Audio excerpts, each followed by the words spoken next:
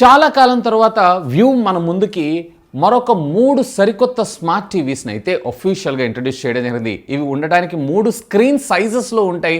But ఈ series అంతా కూడా ఒకటే, that is nothing but view master glow edition అని చెప్పి మన ముందు తీసుకొని రావడం జరిగింది.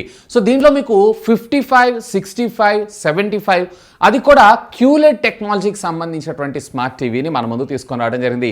ఫర్ ద ఫస్ట్ టైం దీంట్లో వీళ్ళు మన ముందుకి ఒక ఊఫర్ని కూడా, అంటే జనరల్గా ప్రీవియస్ సెగ్మెంట్లో కూడా ఉన్నాయి, బట్ కన్జ్యూమబుల్ సిరీస్లో అంటే రెగ్యులర్గా మనకు తీసుకొచ్చేటువంటి స్మార్ట్ టీవీస్ అన్నిటిలో బిల్ట్ ఇన్ ఊఫర్తో వచ్చినటువంటి మొట్టమొదటి స్మార్ట్ టీవీస్ కింద మనం దీన్ని కన్సిడర్ చేయొచ్చు. ఇవే కాదు, దీంట్లో 120 hertz refresh rate, of course మీరు గేమింగ్కి కూడా దీన్ని అయితే యూజ్ చేసుకోవచ్చు. ఈరోజు ఈ ఎపిసోడ్లో దీనికి సంబంధించినటువంటి ఫుల్ డీటెయిల్స్ అయితే నేను మీతో మాట్లాడబోతున్నాను. Hi, this is Vasu again signing in. Welcome to my channel Vasu tech vlogs.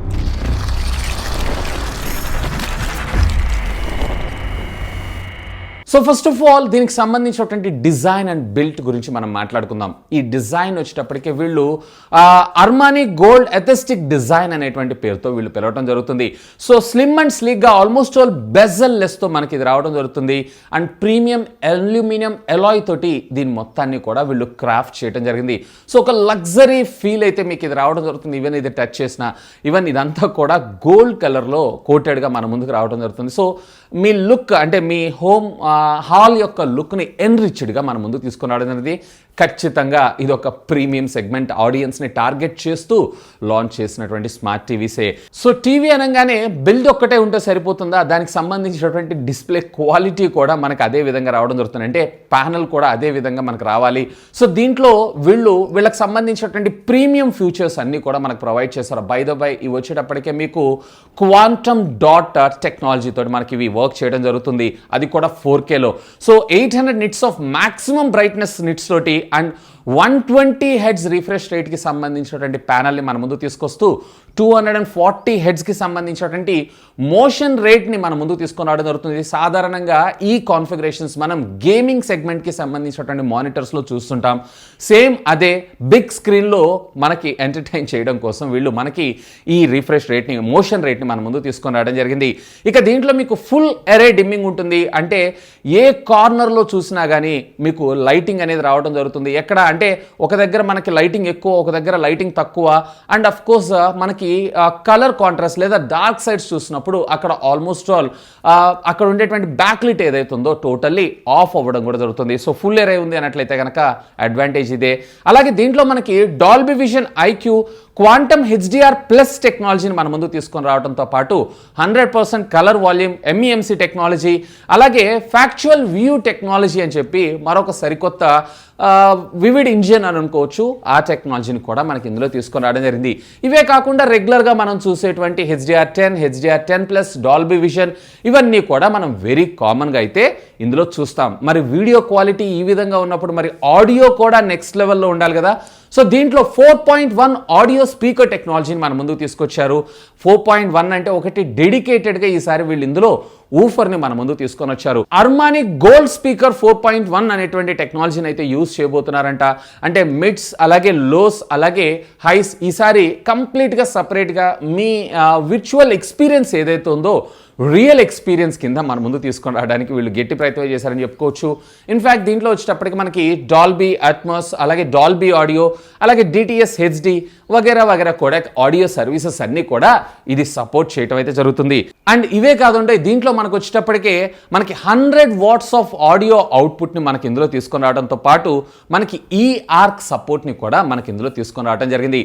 ఇక దీంట్లో మనకి సాఫ్ట్వేర్ విషయానికి వచ్చారు అంటే ఈసారి అఫీషియల్గా వీళ్ళు గూగుల్ ఆపరేటింగ్ సిస్టమ్ని మన ముందుకు తీసుకొని రావడంతో పాటు మనకి రెగ్యులర్గా గూగుల్ ప్లే స్టోర్ యాక్సెస్ని కూడా ప్రొవైడ్ చేశారు. సుమారుగా 8500 పైన యాప్స్ని మీరు అఫీషియల్గా ప్లే స్టోర్ నుంచి డౌన్లోడ్ చేసుకోవడంతో పాటు డిఫాల్ట్గా అమెజాన్ ప్రైమ్, నెట్ఫ్లిక్స్ అలాగే హాట్స్టార్ వగేరా మీ ఫేవరెట్ OTT యాప్స్ అన్నీ కూడా మనకి ఇందులో రావడం జరుగుతుంది.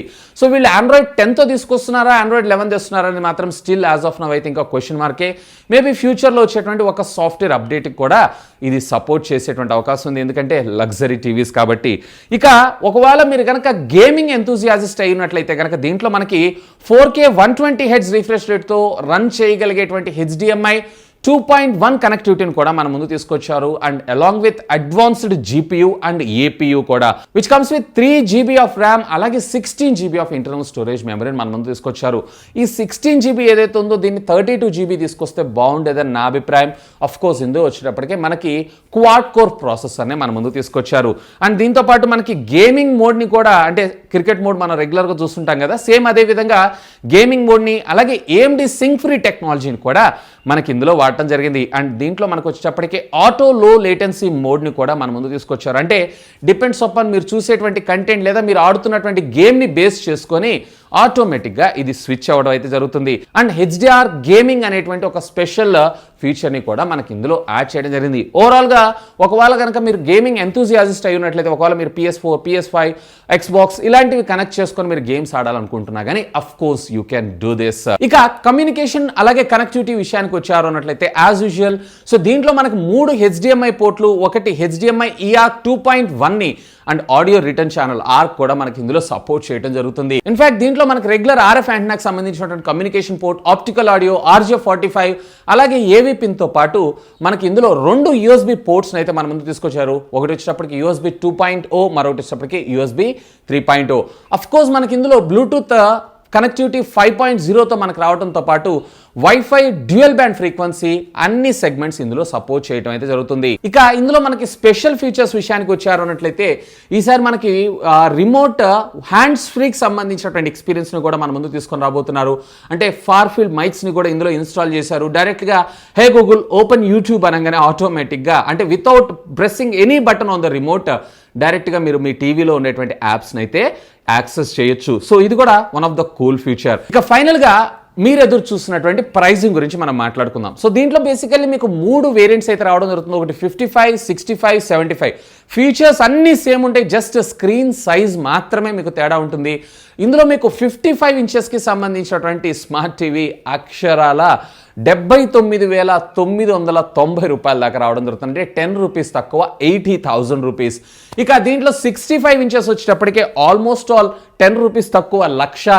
అలాగే మీరు కనుక ఒకవేళ 75 ఇంచెస్ని పర్చేజ్ చేయాలనుకుంటున్నారు అన్నట్లయితే కనుక ఆల్మోస్ట్ ఆల్ 1,80,000 రూపాయలకి 10 రూపాయలు తక్కువ. సో ఈసారి ప్రైజింగ్ అయితే నాకు కొంచెం ఎక్కువ అనిపిస్తుంది. బట్ ఆన్ పేపర్ స్పెక్స్ పరంగా మీరు చూసారు అన్నట్లయితే కనుక నిజంగా మంచి మంచి ఫీచర్స్ని మనకు వీళ్ళైతే తీసుకొని రావడం జరిగింది. ఎనీవే మనం ఎక్స్పీరియన్స్ చేసేంత వరకు మనం దీని గురించి అయితే ఏం మాట్లాడలేం.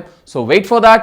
అండ్ మీకేమనిపిస్తుంది ప్రైసింగ్ గురించి అండ్ ఫీచర్స్ గురించి లెట్ మీ నో కింద ఉన్నటువంటి కామెంట్ సెక్షన్లో కామెంట్ చేయగలరు. సో ఇంకా మన ఛానల్ని సబ్స్క్రైబ్ చేసుకోకపోతే సబ్స్క్రైబ్ చేయండి, వీడియోనైతే లైక్ చేయండి. That's all for today. This is Vasu signing off. Have a great day.